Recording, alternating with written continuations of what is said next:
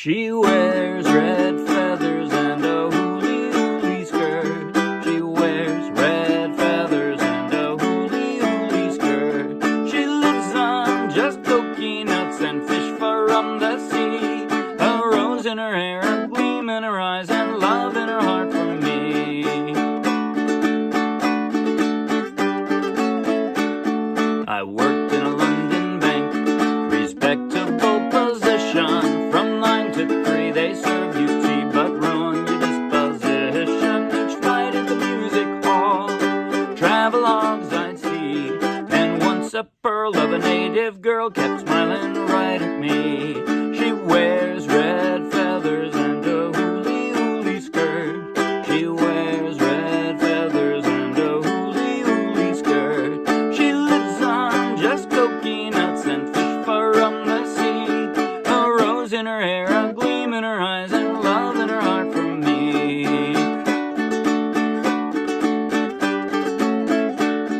Goodbye to the London bank. I started in a-sailin. The 14th day from Mandalay, I spied her from the ra-ailin. She knew I was on my way, waited and was true. She said, "You son of an Englishman, I've dreamed each night of you."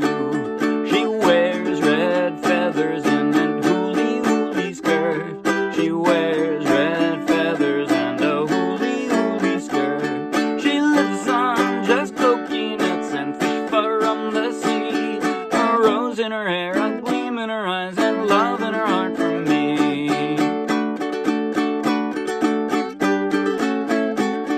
I went to her ma and pa and said I loved her only, but they both said they could be wed. Oh, what a ceremony! An elephant brought her in, placed her by my side, while 6 baboons got out bassoons and played "Here Comes the Bride."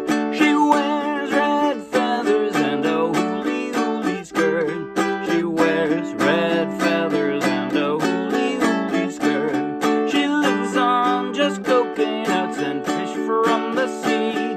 A rose in her hair, a gleam in her eyes, and love in her heart for me.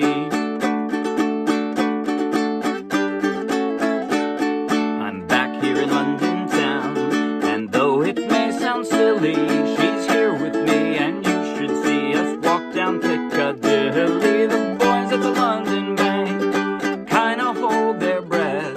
She sits with me and sips her tea, which tickles them to death. She wears red feathers and a Huly-Huly-Skirt. She wears red feathers and a Huly-Huly-Skirt. She lives on just cokey-nuts and fish from the sea. A rose in her hair, a gleam in her eyes, and love in her heart for me.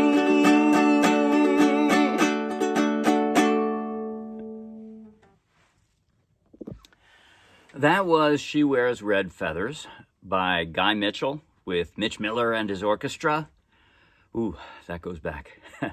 And I played that straight from the charts of the Morristown Uke Jam. So take the link in the video description, download the free ukulele song sheet, grab your own ukulele, step into your closet, and you can play right along with this video. And if you'll be anywhere near Morristown, New Jersey, come out and play with us. In just a moment, I'll do a basic tutorial covering everything I just played, including a simpler version. And take note, on the song sheet that's linked to in the video description, there's 2 pages. The second page is the same song in the same key, but easier. It mostly just has a lot less chords. A lot less of the segue chords, but it makes it a much simpler version. So I'm gonna do a tutorial in just a moment. At the very end, I'll do a slow motion close-up play along you might find helpful. But right now, if you like the video, please like the video with a thumbs up.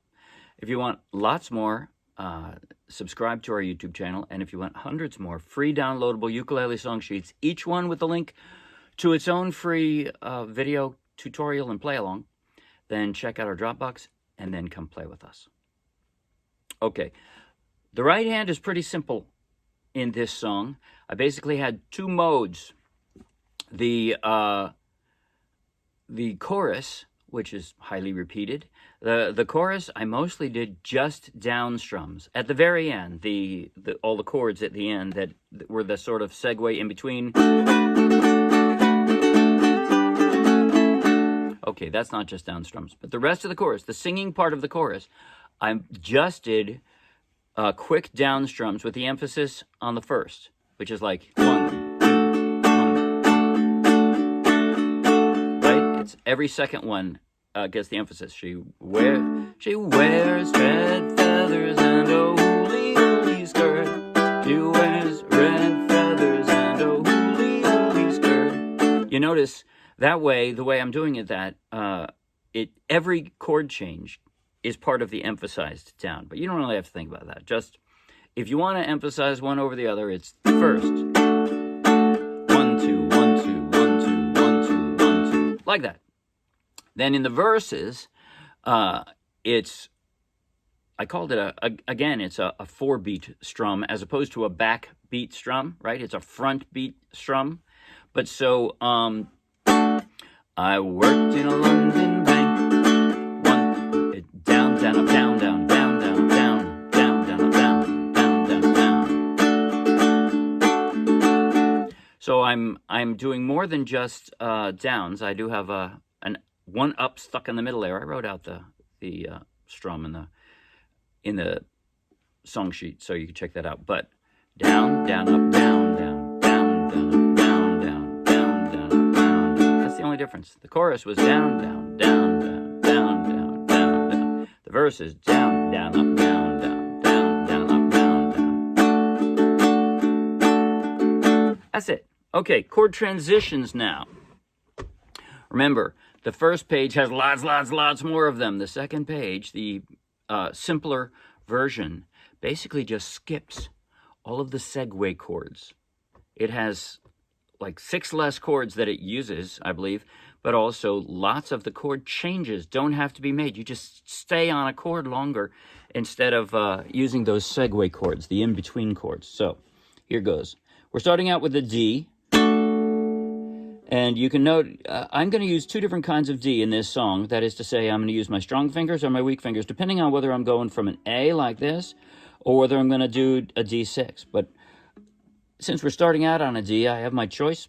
But generally speaking, I use my strong fingers and form a D that way. So, she wears red feathers and a Huly-Huly-Skirt. Now, I just have to jump up.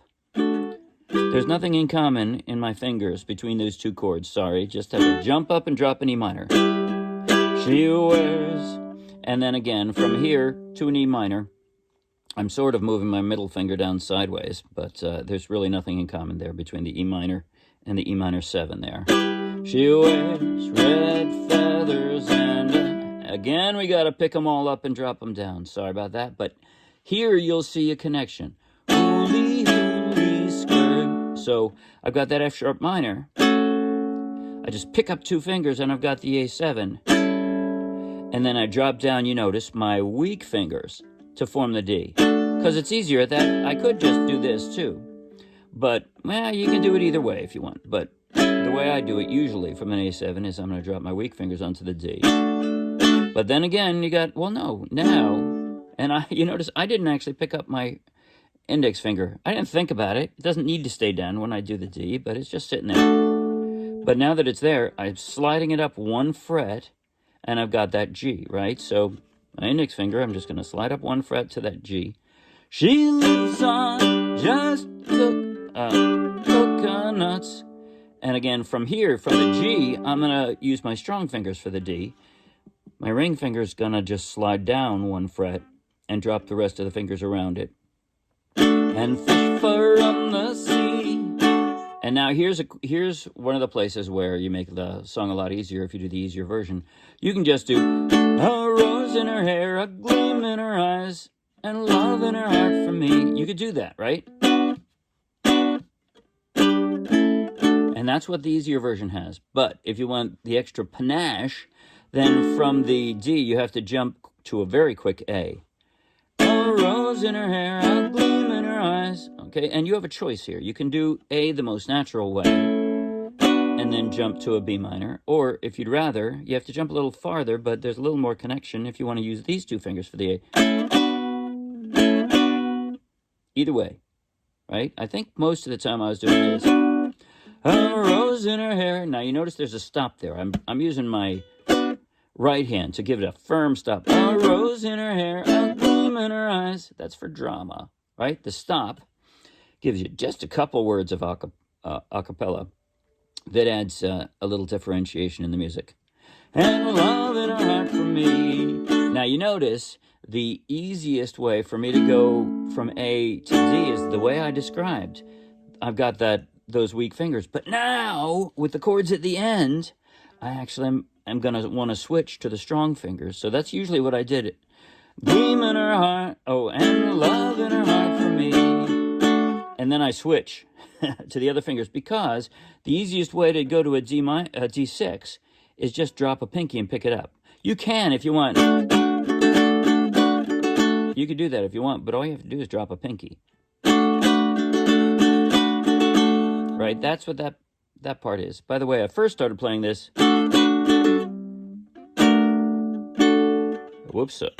Oh yeah. I tried to mute a string on that because I wanted to hear. And I had a hard time with that, so I gave up on that. I just said. That was close enough. That's the first two lines. And then I switch from the D to the G. You notice with this formation, the ring finger can just slide up a fret for that G. And then the G suspended second, I'm just going to pick up my middle finger. And now I'm going to slide both of these fingers. They're just sitting there. That's the G suspended second. I'm just going to slide them both down one fret and drop one more finger. And guess what? That's your F sharp minor. And then I pick up one finger for the A. And then drop these down. That's that whole thing. So it starts out with strong fingers on the D. Go to the D6.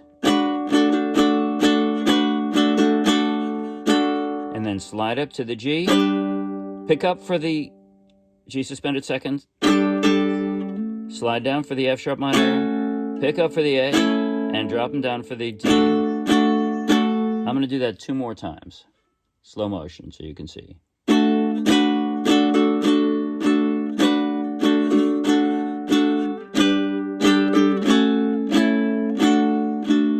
One more time.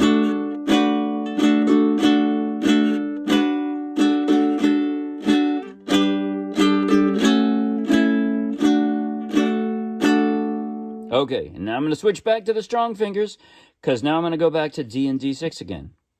This is for the verse. And by the way, so yes, the end chords there. Well, let me show you. Instead of worrying about the D6, the end chords on the simpler version are you just stay with the simple chords.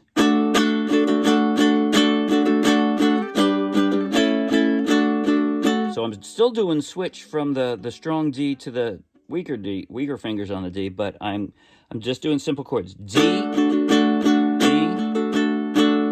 G, A, D. That's it. That's it. You can do that, and if you're playing it with somebody else, they won't notice, honestly. They won't even notice if you do the simpler version. It's fine. It's fine. Okay, so now the verse. I worked in a London bank. So again, I'm just dropping a pinky. That's all I'm doing. I worked in a London bank. Respectable position. So from this D, I'm laying my index finger flat to bar the second fret, dropping that B minor, and then I'm just going to slide it down. And I can, then from there, you can either form a standard A or you can slide down a little farther and form an A that way. So, I worked in a London bank, respectable position, right? I just slid down there and I'm using weird fingers for the A, but it allows for my, smooth slide there. So it might be, you might find it easier. The general rule with these chord changes, by the way, is whatever you find easiest. Whatever you can play most perfectly and with the least effort. That's what works. So it won't necessarily be the same thing for me as you. I might have a stronger ring finger than you, or something weird like that. And so consider that when you make your own decisions about how you're going to form your chords. So respectable position, from 9 to 3 they serve you to. Now from here though, I am going to go to the weak form of a D, that is to say the weak fingers on the D, because I'm going to go from there to just slide them up to an E. But ruin your disposition, right? So position, from 9 to 3 they serve you tea. And see how it slides? But ruin your disposition each night at the music hall. So from E, I'm just going to slide down to an A, my middle finger. Ruin your disposition. My middle finger stays on this fourth string from the floor and just slides down 2 frets for that A. And now my index finger is going to stay on the same string, slide up 1 fret to form that G. Each night at the music hall. Now my ring finger is going to slide down 1 fret and the rest drop around it for travelogues. Sorry, now you have to just pick them all up. C. And here we go again with the quick jumps. And you don't have to do that. If you want to play the easier version, you just do, and once of a pearl of a native girl kept smiling right at me. But what I'm doing is, and once a pearl of a native girl, right? So I've got the A. I'm jumping from E minor. I got an A, and I'm just going to do a single strum on that, and then drop a D. And once a pearl of a native girl kept smiling right at me. So from that D, then my index finger slides up for the G, down for the A, and I drop the rest for the D. And that's it. That's the whole song. That is the entire song. I am now going to play... I guess I'm going to... Why don't I play slow motion, close up on my chord changing hand, from the chorus, through the verse, and then I'm going to jump right to the end and do the chorus. Well, no, I'll do the chorus a second time. I'll just do that, because the chorus at the end is very simple. You just hang on the chords longer. But so, yeah. Chorus, verse 1, chorus again. Slow motion, close up on my chord changing hand. Here goes. She wears red feathers and a Huly-Huly-Skirt. She wears red feathers and a Huly-Huly-Skirt. She lives on just cokey-nuts and fish from the sea. A rose in her hair, a gleam in her eyes, and love in her heart for me.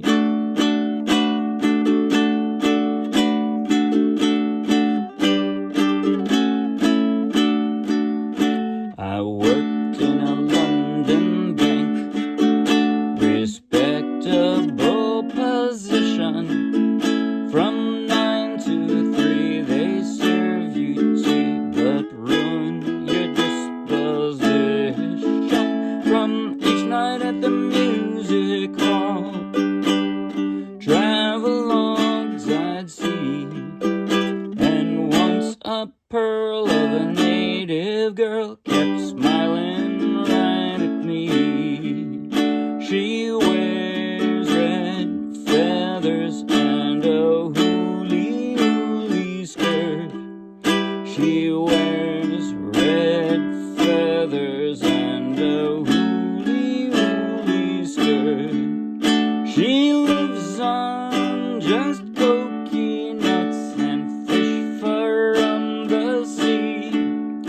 A rose in her hair, a gleam in her eyes, and love in her heart for me.